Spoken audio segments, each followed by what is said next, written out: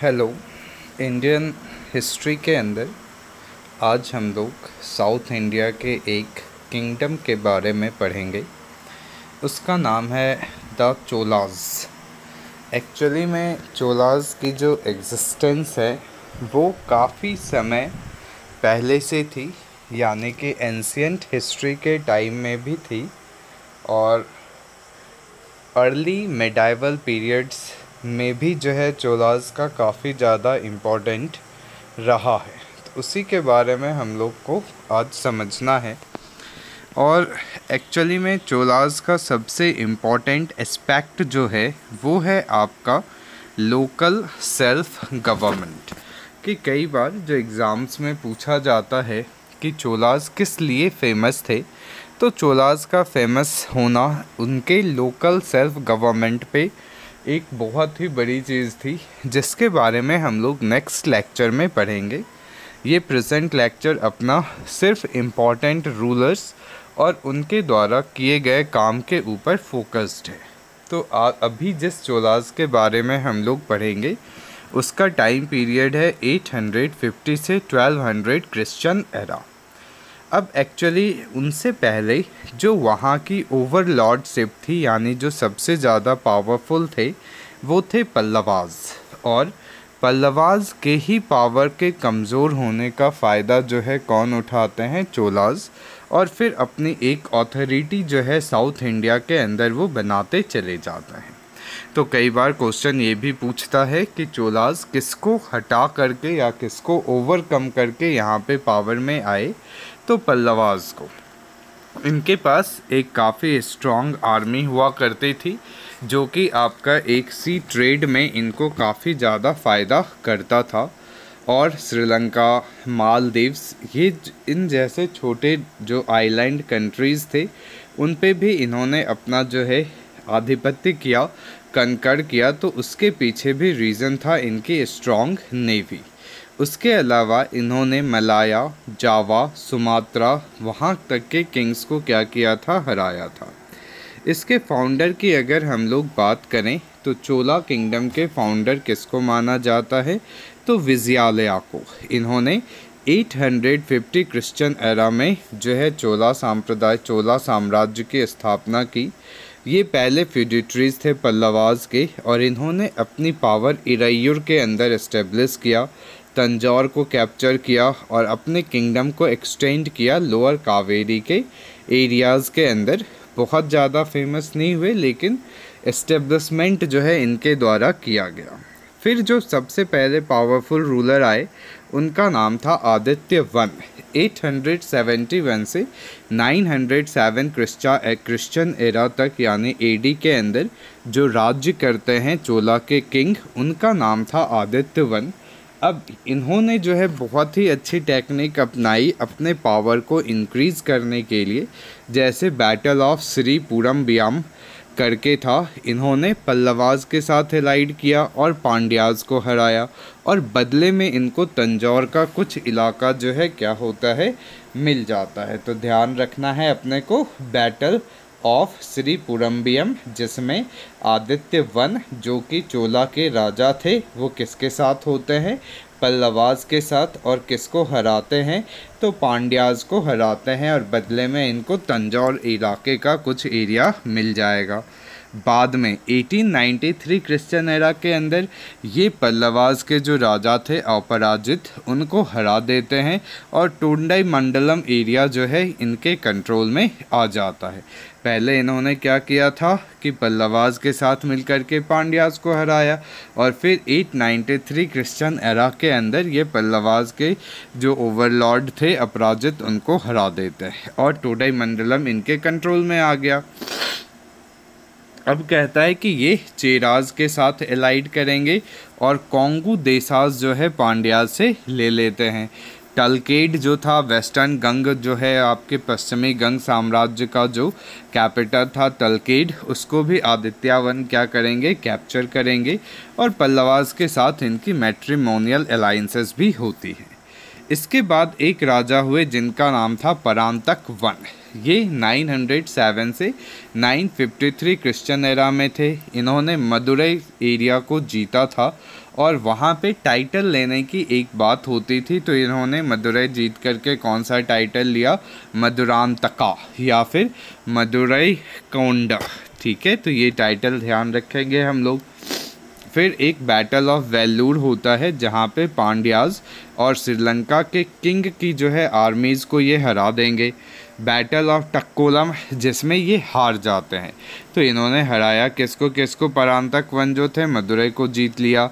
वेल्लोर में जो है इन्होंने जो है पांड्याज और श्रीलंका को हराया, लेकिन राष्ट्रकूटा रूलर थे कृष्णा III, उनसे ये बैटल में हार जाते हैं। कौन से बैटल में, तो बैटल ऑफ टक्कोलम। और जो राष्ट्रकूटा किंग रूलर था कृष्णा III, उसने टाइटल लिया कनकेरर ऑफ कामजी एंड तंजौर।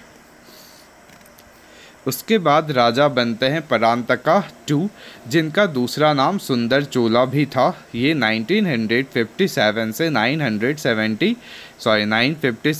973 एरियाज़ के अंदर रहेंगे। अब हम लोग नेक्स्ट किंग जो कि परांतक II थे, जिनको सुंदर चोला कहा जाता है, जिन्होंने 957 से 973 क्रिश्चियन एरा तक शासन किया। अब कहते हैं चूँकि राष्ट्रकूटाज किंग कृष्ण III थे जिन्होंने हरा दिया था परांतका वन को, तो उनके द्वारा जीते हुए काफ़ी ज़्यादा एरियाज़ को इन्होंने वापस कैप्चर किया। फिर पांड्यन श्रीलंकन आर्मी के कंबाइंड फोर्स को हराया और श्रीलंका के ऊपर भी जाकर के इन्होंने अटैक किया और उसको जीता। उसके बाद आता है उत्तम चोला, जो टोंडई मंडलम का इलाका राष्ट्रकूटाज ने कैप्चर कर लिया था, उसको काफ़ी हद तक इन्होंने रिकवर करने का काम किया। उसके बाद सबसे इम्पॉर्टेंट रूलर थे आपके चोला किंगडम के राजा वन, जिनका और भी नाम था अरुमोली वर्मन। वो जो है राजा बनते हैं और इन्होंने काफ़ी ज़्यादा जो है इलाके को अपने राज्य में मिलाया था। जैसे by military campaign broke the confederation between the Pandyas and ruler of Kerala and Sri Lanka.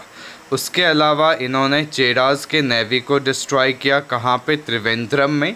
कुलीन में अटैक किया, मदुरई को कैप्चर किया, श्रीलंका के नॉर्थ इलाके को वो कैप्चर करते हैं और उसका नाम रखते हैं मुंबई डी चोला मंडलम। फिर मालदीव आइलैंड को भी इन्होंने एनेक्स किया और शैलेंद्र एम्पायर हुआ करता था मलेशिया या मलय पेनिनसुला के अंदर। उसके भी ऊपर एक्सपेडिशंस किए ताकि चाइना तक के ट्रेड को ये क्या कर सके, कंट्रोल कर सके। उसके अलावा western Chalukyas, Rashtrakutas, Chalukyas of Kalyani, north western part of Ganga region, Vengi, इन सबको भी जो है राजा वन क्या करते हैं, हरा देते हैं। और एक बहुत ही इम्पॉर्टेंट जो क्वेश्चंस पूछा जाता है कि बृहदेश्वर टेम्पल जो तंजावुर के अंदर है उसको किसने बनवाया था, तो राजा प्रथम ने। तो कहा जाता है कि इसको राजा रानी टेम्पल भी कहते हैं, क्योंकि जब भगवान की मूर्ति वहाँ पे लगती थी तो किंग और क्वीन की डिटीज़ भी वहाँ पे लगाई जाती थी।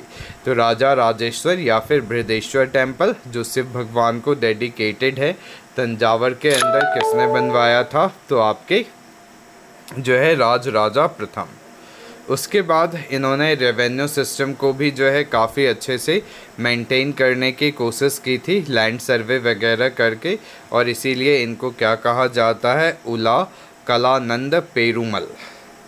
उसके बाद राजेंद्र वन आते हैं जो 1014 से 1044 तक शासन करेंगे। इनकी भी पॉलिसीज़ आपकी एक्सपेंशनिस्ट पॉलिसी ही रहती है और ये श्रीलंका के कंप्लीट करते हैं और वहाँ के राजा थे महिंद V, उनको ये हरा देते हैं। उसके अलावा पांड्याज और चेराज को भी कम्प्लीटली ये हरा देंगे।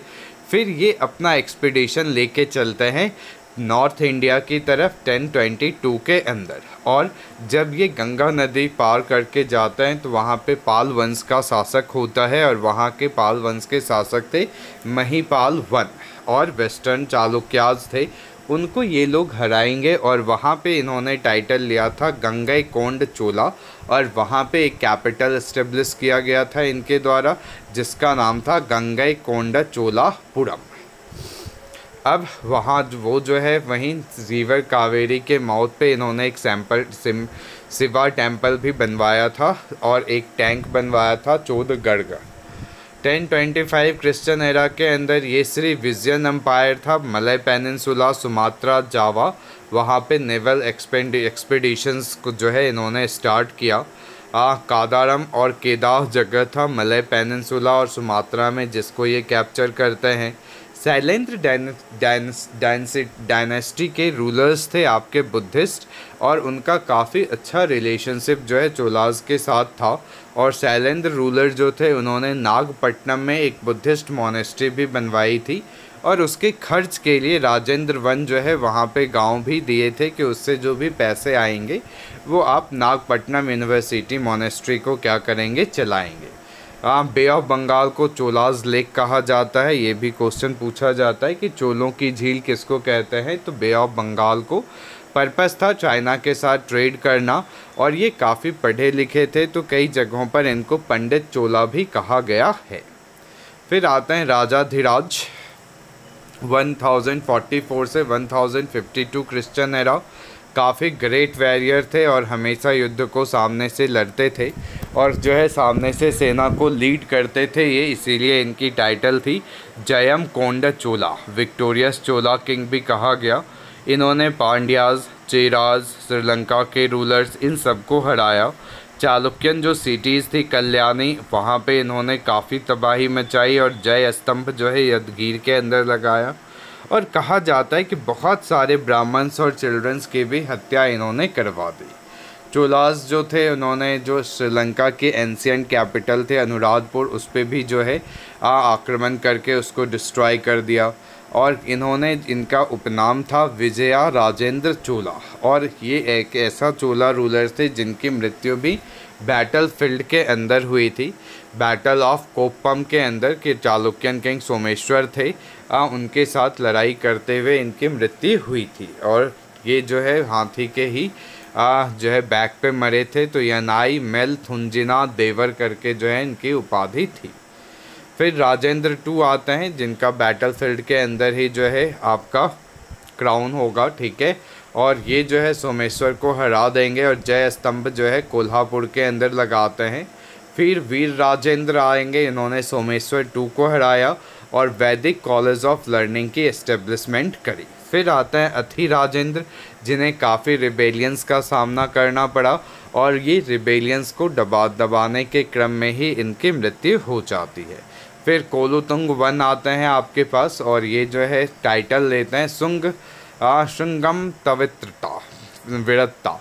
चोला अम्पायर इनके समय के बाद डिसइंटीग्रेट होता है। इनमें एक चीज़ ध्यान में रखना है अपने को कि ये 70 मर्चेंट्स जो थे उनको भेजा गया था चाइना, ताकि ट्रेड रिलेशंस को क्या किया जा सके, रिवाइव किया जा सके, और उसके लिए काफ़ी गिफ्ट्स वगैरह भी इन्होंने भेजा था। United eastern Chalukyas of Vengi जो था वेंगी विद द चोलास, और इनके समय में एक बहुत बड़े तमिल जो है आपके लेखक थे जिन्होंने तमिल के अंदर रामायण को जो है लिखा था, जिनका क्या नाम था, कंबन।